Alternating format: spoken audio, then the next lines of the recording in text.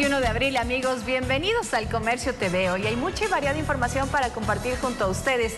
Gracias por su sintonía y cariño. Hoy nos acompaña Marilyn Jaramillo, así que le damos la bienvenida. Qué gusto poder compartir este espacio junto a ti.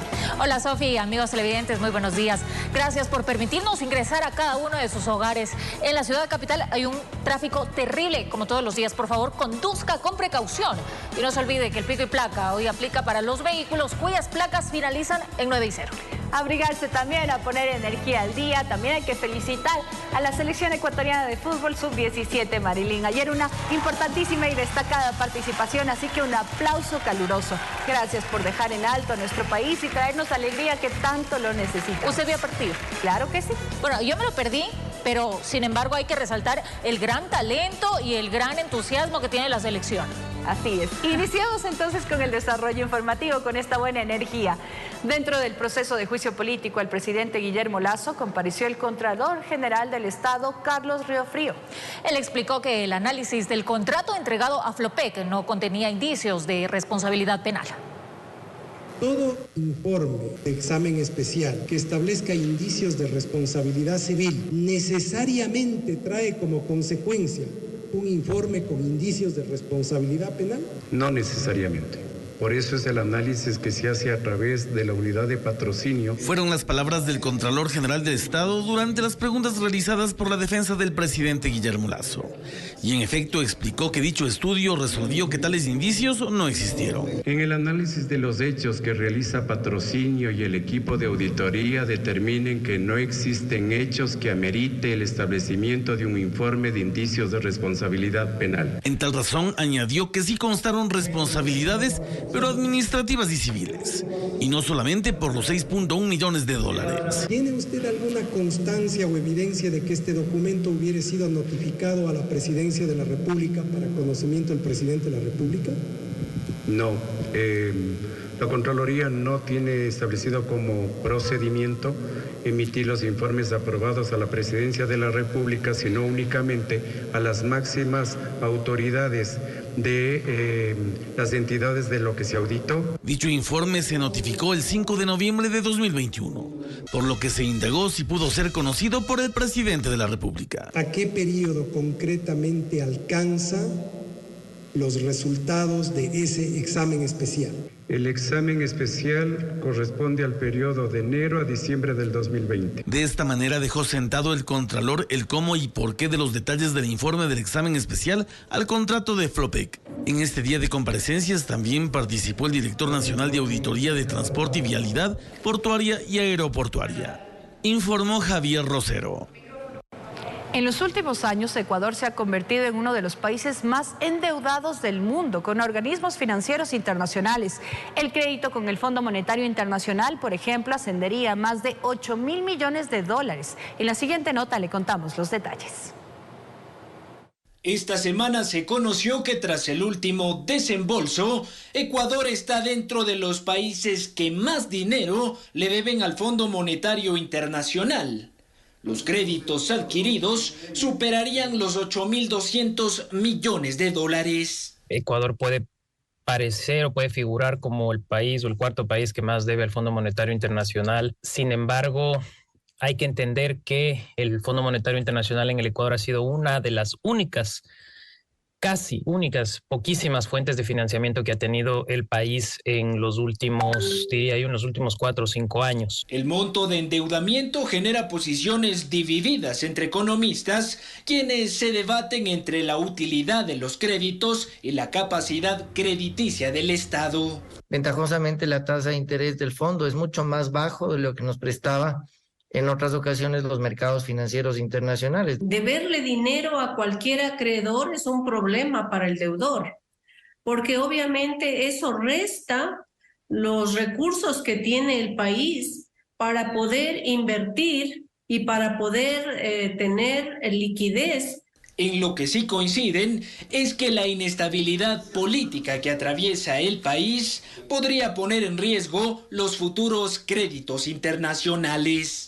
Si mañana no hay ejecutivo, pues ¿quién va a recibir el dinero y cómo le va a prestar el fondo al Ecuador? Además, exhortan al gobierno a buscar mejores condiciones de endeudamiento e invertir de forma estratégica los recursos solicitados al FMI. Pero yo veo básicamente dos cosas que habría que hacer. La primera es un gasto racional, un gasto con prioridades. Y el segundo, ponerle coto a la corrupción. Informó Álvaro Terán. El ministro del Interior, Juan Zapata, rechazó de manera rotunda la liberación de alias La Mole, supuesto cabecilla de un brazo armado de una organización delictiva que operaba en Yaguachi, provincia del Guayas. Afirma que esta vez no presentará ningún reclamo porque no llegan a ninguna resolución positiva tras los esfuerzos de la Policía Nacional. Hace lo suyo, pero hay un juez que deja libre. En otro de los casos, el fiscal no acusa y el juez lo deja libre. Entonces, al final del camino, el resultado es el mismo: impunidad. Dijo que esta vez no presentará ningún recurso. Porque son reclamos que no llegan a nada. Hemos generado denuncias, hemos generado reclamos administrativos. Suspendemos a jueces con sueldos y les mandamos de vacaciones 1 mes, 2 meses, luego retornan.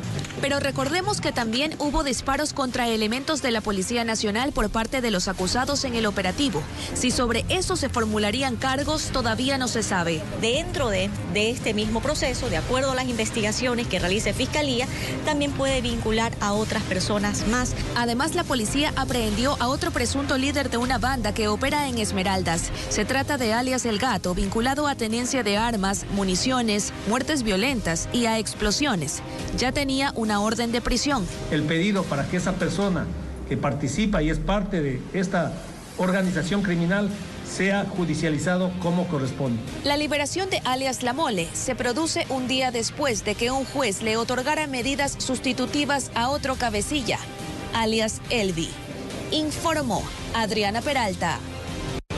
Ampliar el número de jueces de la recién creada Unidad de Delitos contra la Corrupción y Crimen Organizado sería una de las salidas para evitar que malos magistrados actúen en favor de antisociales, a lo que se suman reformas legales.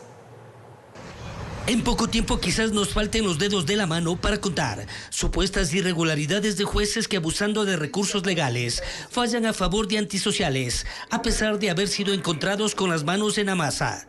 Sería el caso de alias Elvi, supuesto líder de un grupo delincuencial. Yo creo que realmente aquellos jueces que están abusando con los recursos constitucionales, como habeas corpus, acciones constitucionales de amparo, todo eso son jueces que no tienen los procesos. Y generalmente la persona que quiere beneficiarse concurre ante ellos. ¿Por qué? Porque tiene a lo mejor un lazo de amistad que puede ayudar. Y el resultado es totalmente negativo. Negativo para la justicia, negativo para la ciudadanía. Es lo que precisamente lo denunció en estos días Iván Saquicela, presidente de la Corte Nacional de Justicia, al presentar en la Asamblea Nacional un proyecto de reforma a la Ley Orgánica de Garantías Jurisdiccionales y Control Constitucional. En caso que hayan múltiples interposiciones de habeas corpus o de acciones de protección, esto se presente de forma simultánea o sucesiva, como ha venido sucediendo en el país, y se trata del mismo acto, de la misma violación presunta de derechos, debe ser competente el juez que ya previno el conocimiento de la causa. En otras palabras, no podrá volver a pasar que de un mismo tema se presentan 15 acciones, 20 acciones de protección en diferentes ciudades, siendo la misma temática y la misma presunta vulneración de derechos constitucionales. Mariana Yepes, ex fiscal general del Estado, es partidaria de quitarle los procesos a aquellos jueces cuestionados de cantones y que son fáciles de sobornar. Para que los conozcan, los magistrados de la Unidad de Delitos contra la Corrupción y Crimen Organizado, hace poco posesionados. Uno de los problemas que sí existe es que los jueces que componen estas unidades están en número limitado, pero podría nombrarse aquellos que en el concurso no fueron elegidos, pero están dentro, no fueron elegidos por su puntaje, pero están dentro de los elegibles. Entonces, con ellos tal vez se pueda conformar un mayor número de jueces. Entre tanto, lo ideal sería que el Consejo de la Judicatura aplique mano dura contra malos funcionarios judiciales, informó Héctor Romero.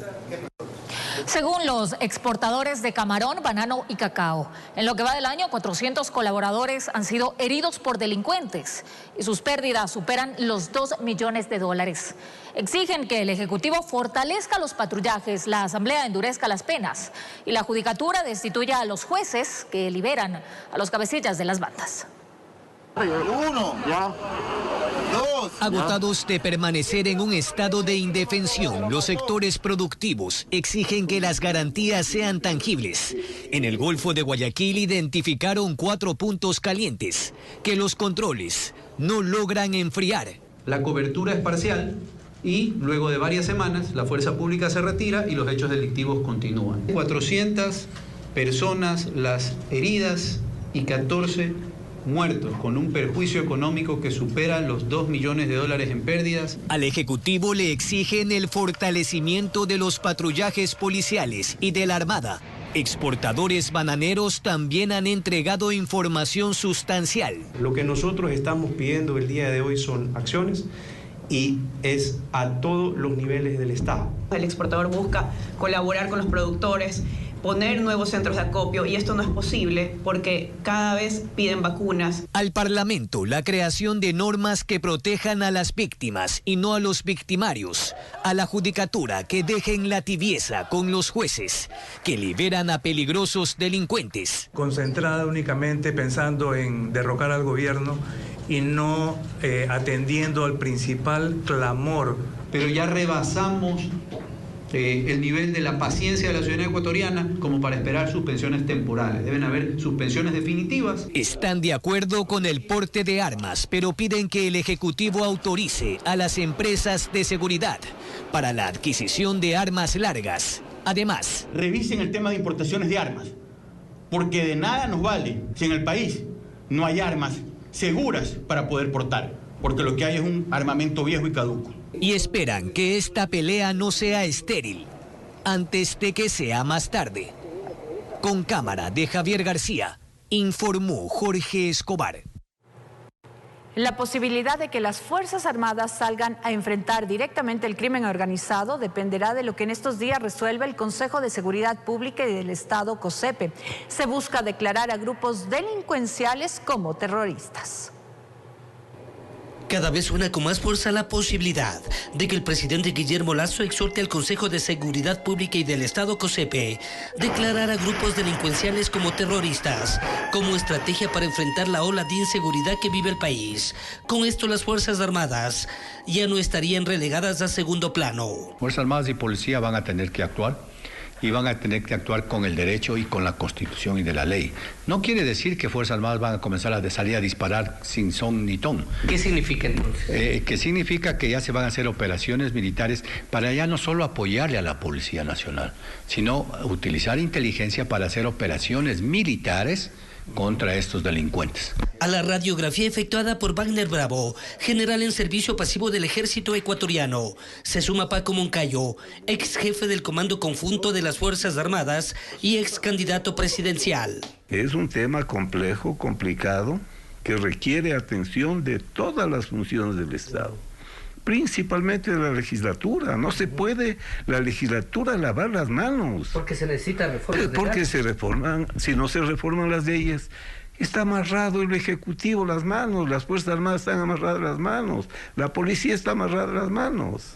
Para Bravo en este punto, es necesario ver por el retrovisor cuando se creó el Grupo Especial de Operaciones del Ejército GEO.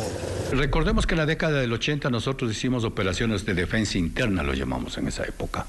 Y había un grupo de jóvenes idealistas, podríamos decir, que pensaban tomar el poder por las armas. ¿Alfaro vive? Alfaro vive, carajo. Y a ellos se les aplicó la norma. Con una decisión política, una decisión del expresidente León Febres Cordero, se lo hizo. Moncayo tiene una preocupación mayor. El terrorismo mafioso y delincuencial suele combinarse, utilizarse con intereses políticos. Usted puede observar un estado en el que el gobierno, de alguna manera, explícita o no, pacta un statu quo con los mafiosos. Entonces usted no ve mucha violencia. ¿Cómo va a haber violencia si están cogobernando las mafias con el poder político? Eso se llama el Estado mafioso. Hay un estudio profundo de cómo el Ecuador llegó a ser un Estado mafioso. Posibles secuelas de algo que hoy hay que ponerle una solución definitiva. Informó Héctor Romero. 7 de la mañana con 18 minutos. Amigos, gracias por continuar junto a nosotros. Atención, la policía intervino en el centro de rehabilitación de Tulcán tras un supuesto amotinamiento. 3 horas duró el operativo, que terminó con la incautación de múltiples elementos que son de uso prohibido en el centro carcelario.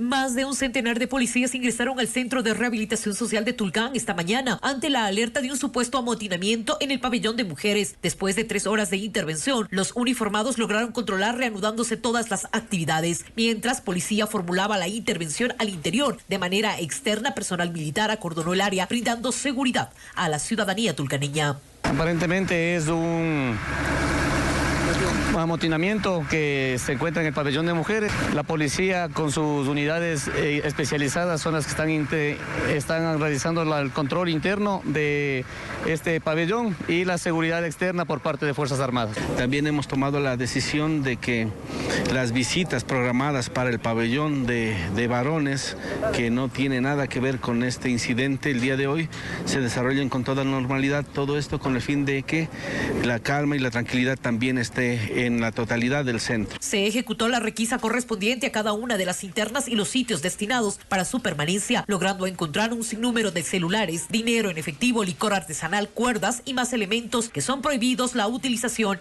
en el interior de la cárcel. Nosotros con este tipo de requisas lo que hacemos es sacar del interior cualquier tipo de elemento prohibido e inmediatamente se activa una instrucción fiscal para poder investigar y dar con las personas que están realizando la actividad de ingreso de estos elementos prohibidos. En los exteriores se sentía tensión por parte de familiares de los internos que hoy llegaron desde diferentes puntos para las visitas respectivas. Con cierto temor denunciaron que a ellos no se les explica absolutamente nada de lo que sucede en los exteriores de la cárcel, menos cuando existe algún incidente con sus allegados. Me encuentro con esta novedad, pero nosotros no sabemos acá afuera qué es lo que pasa.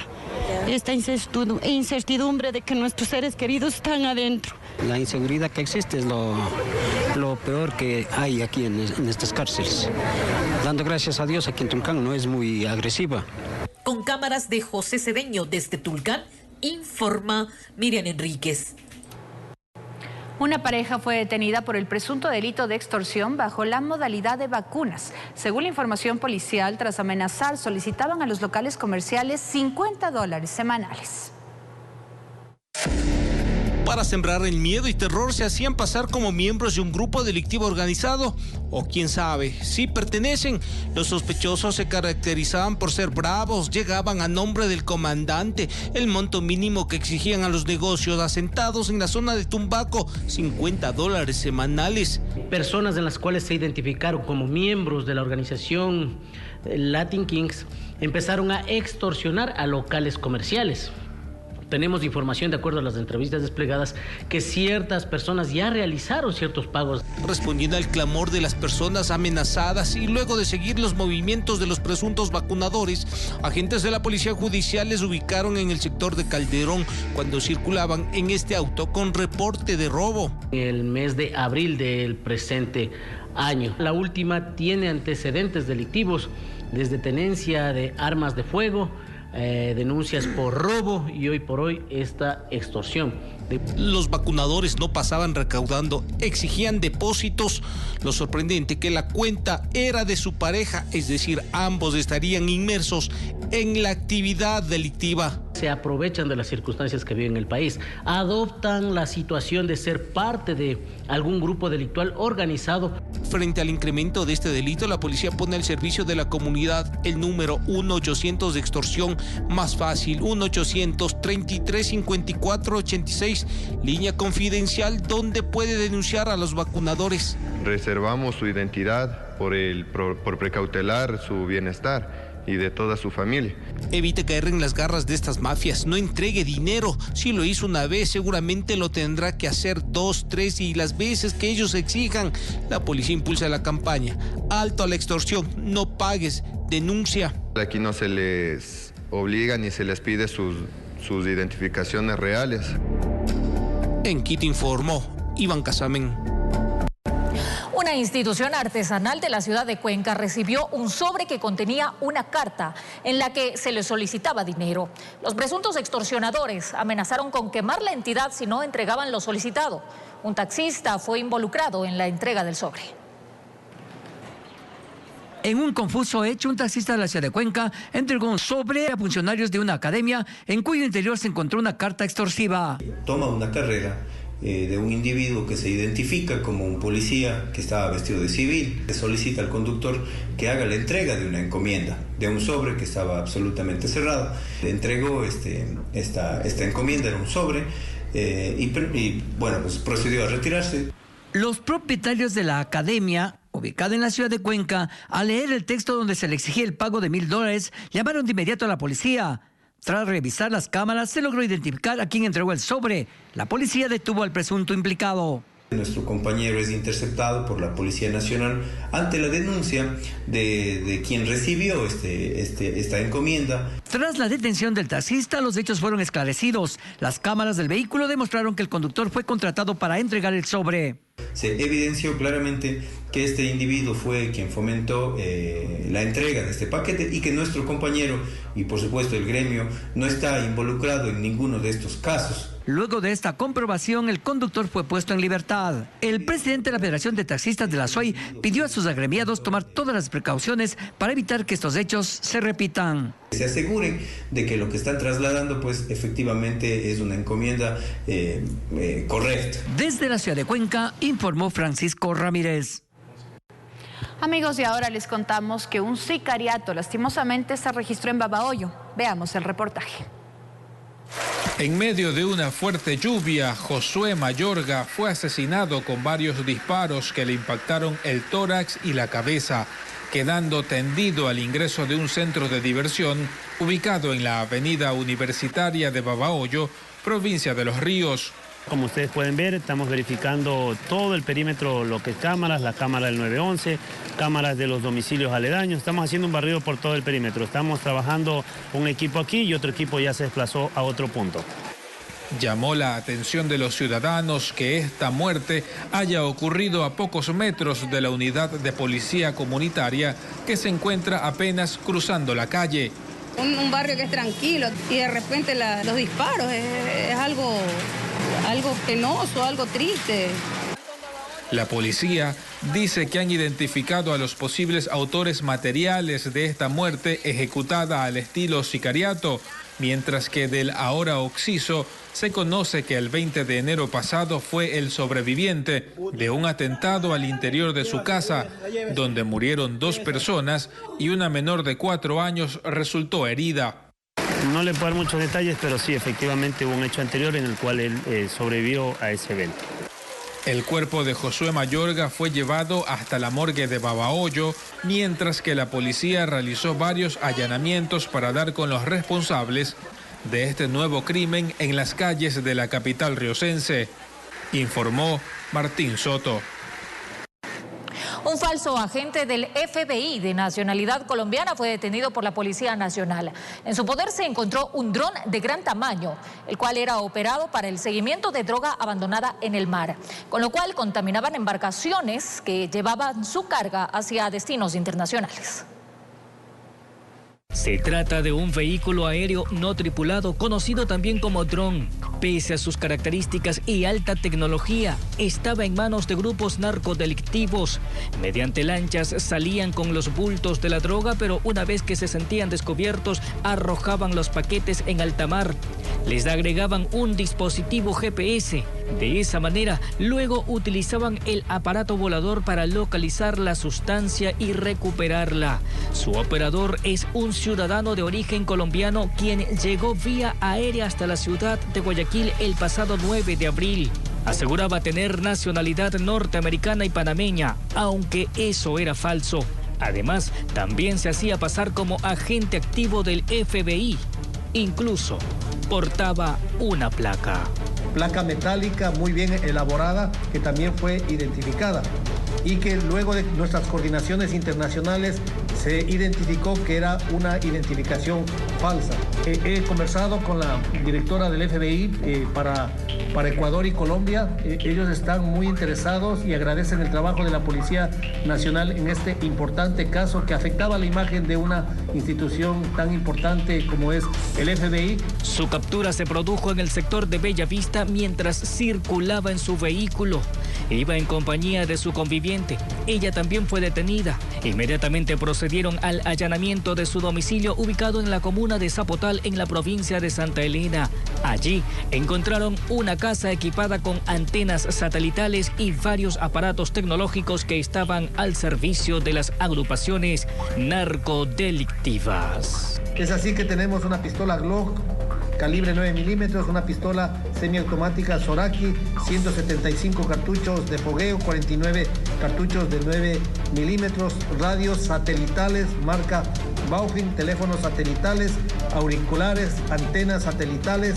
Según versiones policiales, el dispositivo está valorado en unos $430.000 en el mercado internacional, pero si alguien intenta conseguirlo dentro del país, podría costar cerca de $600.000. Es de uso exclusivo militar. Sus alas desplegadas alcanzan un total de 3 metros de distancia por 1,5 metros de largo. Cuenta con un moderno sistema de operatividad, una consola completa con el cual era posible dirigirlo a varios kilómetros de distancia. Un dron que tiene autonomía de 2 horas de vuelo y que podría conectarse con dispositivos sofisticados de geoposicionamiento, tanto en el aire como también geoposicionamiento en el mar, a través de unas boyas con señal satelital. Informó José Morales. Y en otro ámbito informativo, la prefecta del Guayas, Susana González, informó que una vez se asigne un muelle en los próximos días, la Draga iniciará con la evacuación de 6 millones de metros cúbicos de sedimentos, un trabajo que tomará 4 meses y se ha complementado con la limpieza de canales que tenían más de 20 años sin mantenimiento. La Draga se hizo esperar por una serie de factores técnicos y climatológicos, pero ya está aquí, en zona de cuarentena. Próximos días ya está estipulado el muelle en el cual se desembarcará la Draga. Ya están las grúas, más de 10 kilómetros de tubería, sumado al booster que los moverá. La extensión de las tuberías tendrá 3 frentes: flotante, sumergible y toda la superficie que conducirá los sedimentos. Según la prefecta, en 4 meses la Draga, a cargo del consorcio Dragando por Guayas, evacuará 6 millones de metros cúbicos. Ya los cuarteles están 100% listos, los cuarteles de depósito, sumado también a todas las intervenciones, tanto de la impermeabilización de las zonas, las tuberías. Tiene que ver con 370.000 hectáreas de canales, no solamente nuevos canales, sino tiene que ver con el desasolve de canales que tenían 20 años sin haber sido limpiados. Una obra que Guayaquil y sus cantones colindantes como Durán, Daule y San Borondón esperaron por más de medio siglo. Lo hemos vivido en estas semanas con lluvias atípicas de invierno, de un invierno totalmente atípico, donde han confluido las corrientes o la elevación de las cotas de los ríos muy altas, sumado a marea alta, sumado a lluvia. Informó que en 2 años lograron el objetivo, pese a que el gobierno aún le adeuda $121 millones a las arcas del Consejo Provincial. Con cámara de Daniel Druet, informó Jorge Escobar. 7 de la mañana, 32 minutos. La temporada invernal continúa afectando a varios cantones de la provincia de Los Ríos, principalmente en las zonas rurales, donde 14 afluentes permanecen desbordados. El invierno continúa con fuerza en la provincia de Los Ríos. Montalvo, Babahoyo, Baba y Vinces son los cantones más afectados. El desbordamiento de afluentes causa daños a los caminos de acceso a las comunidades rurales, donde deben improvisar con sacos de arena para evitar el paso del agua. Mientras que otros sectores están completamente anegados. En Vinces, la afectación se contabiliza en 16 recintos, dejando 491 familias afectadas. Cifras que podrían incrementar si la creciente de los afluentes se mantiene. Por esta razón, el COE cantonal decidió declarar la emergencia. Para así ayudar a la familia afectada con raciones de comida, porque esas familias viven del jornal. No van a trabajar porque están totalmente inundados. Según las cifras de la Secretaría Nacional de Riesgos y Emergencias, en este momento la provincia fluminense tiene 14 ríos desbordados y otros 9 con tendencia a aumentar de nivel, causando preocupación en los pequeños agricultores que ya registran pérdidas económicas. Una media hectárea de arroz y por ahí maicito, pues como unas 2 hectáreas. Para este viernes está prevista una reunión del Comité de Operaciones Emergentes Provincial en Babahoyo para evaluar la situación y definir cuáles serán las acciones para mitigar los efectos del invierno en esta provincia, informó Martín Soto. La ministra de Educación señaló que este nuevo año lectivo en la costa hay planteles que necesariamente deberán aplazar el inicio durante unos pocos días más. Otros deben recurrir a la modalidad a distancia y otros optarán por las clases online. Esto debido al estado de las instituciones, producto de las fuertes lluvias. Los daños son evidentes en varios planteles. Según cifras proporcionadas por la ministra de Educación, a nivel del régimen costa se registra un total de 9.341 planteles educativos, tanto públicos, privados y fiscomisionales. De esa cantidad, 950 cuentan con algún tipo de afectación, es decir, el 10% de los planteles. La funcionaria señaló que 619 instituciones se vieron afectadas por la época lluviosa. Adicionalmente, tenemos 331 instituciones educativas que fueron afectadas por el sismo del 23 de marzo. En vista de esa realidad, se optó por tomar las inmediatas acciones de contingencia. Vamos a iniciar en modalidad a distancia para el régimen costa en 23 instituciones educativas con afectación funcional. Asimismo, vamos a iniciar en modalidad a distancia en el sostenimiento fiscal en 74 instituciones adicionales con una afectación estructural. En total, tendremos 97 instituciones educativas fiscales que iniciarán el año lectivo en modalidad a distancia en el sostenimiento fiscal. Además, en instituciones ubicadas en espacios de difícil acceso, se tomarán otras medidas. Que iniciarán el año lectivo en unos días posteriores, es decir, tendrán un retraso, postergarán el inicio del año lectivo entre 3 a 5 días, 361 instituciones educativas fiscales y 5 instituciones educativas particulares. Finalmente, la funcionaria destacó que ya se está realizando la entrega de los recursos necesarios para dar paso a los trabajos de mejoramiento en estas instituciones. Que se cuantifica, los daños que les acabo de presentar, se cuantifican en aproximadamente 72.6 millones de dólares. Estos serán intervenidos de manera progresiva. Hemos iniciado también con un plan de asignación de recursos emergentes. Los recursos asignados iniciales, esto seguirá siendo progresivo, son de 13 millones, un poco más de 13 millones para atención de 117 de las unidades educativas de mayor afectación. Informó José Morales.